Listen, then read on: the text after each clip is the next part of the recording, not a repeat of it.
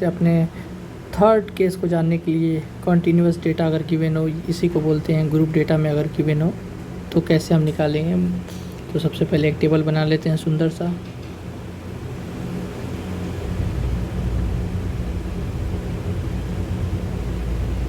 ये हो गया आपका सुंदर सा टेबल। अब सबसे पहले इस डेटा को लिख लेंगे, ठीक है।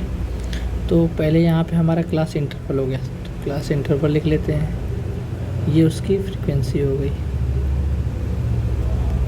और ये जो नया कॉलम बनेगा वो, तो मान के चलिए 0 to 5, 5 to 10, 10 to 15, 15 to 20, 20 to 25। अब इसकी फ्रीक्वेंसी मान के चलिए 2 3 1 2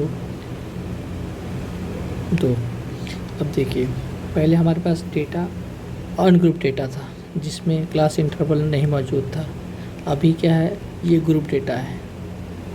तो इसके लिए हम देख सकते हैं क्लास इंटरवल प्रेजेंट है, तो वो वाला फार्मूला यहाँ नहीं लगाएंगे। तो अगर हमको इसका ये मतलब हुआ 0 to 5 की फ्रीक्वेंसी अगर 2 है, मतलब 0 से 5 तक की वैल्यूज़ में कोई 2 वैल्यू ली गई है, तो हमको ये तो पता नहीं है कि इसमें से कौन सी वो 2 वैल्यू है।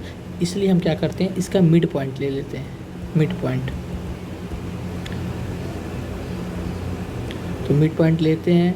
ये होता है आपका अपर लिमिट, ये होता है आपका अपर लिमिट, ये होता है आपका लोअर लिमिट। सेम इसके लिए अपर लिमिट लोअर लिमिट, ये होती है इसकी फ्रीक्वेंसी। तो सबसे पहले हम जो मिड वैल्यू लेते हैं, तो एक नया जो कॉलम बनाते हैं एम का, ठीक है। मिड वैल्यू ले लेंगे, तो इसका मिड वैल्यू क्या हो जाएगा, 0 + 5 / 2, मतलब 2.5।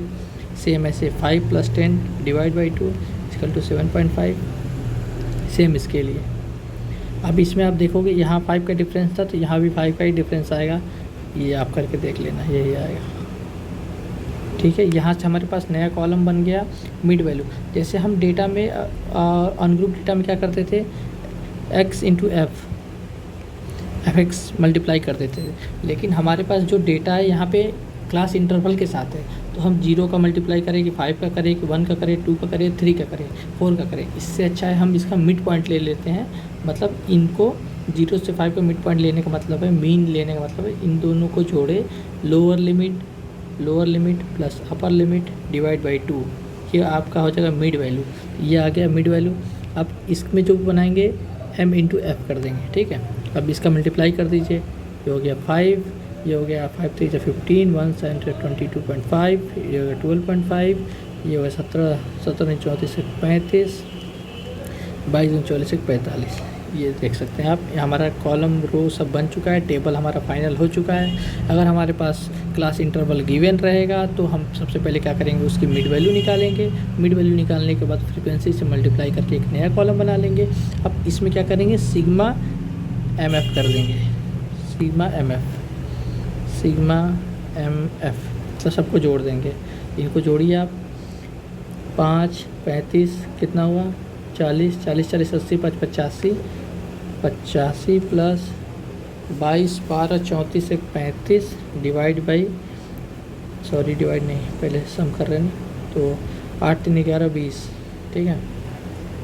ये हो गया सिग्मा। अब हम निकाल लेंगे एक सिग्मा जो फ्रीक्वेंसी जो टोटल कितनी थी, 3 2 5 1 6 2 8 2 10 10। तो इसके लिए मीन हो जाएगा sigma mf upon sigma f is equal to 120/10 is equal to 12। ये आपका हो गया मीन। फिर से एक बार समझ लेते हैं, क्लास इंटरवल गिवन हो, फ्रीक्वेंसी गिवन हो, तो मीन कैसे निकालेंगे। आपके पास इतना डेटा गिवन रहेगा, इतना, ये आपके पास गिवन रहेगा, आपको ये बनाना पड़ेगा।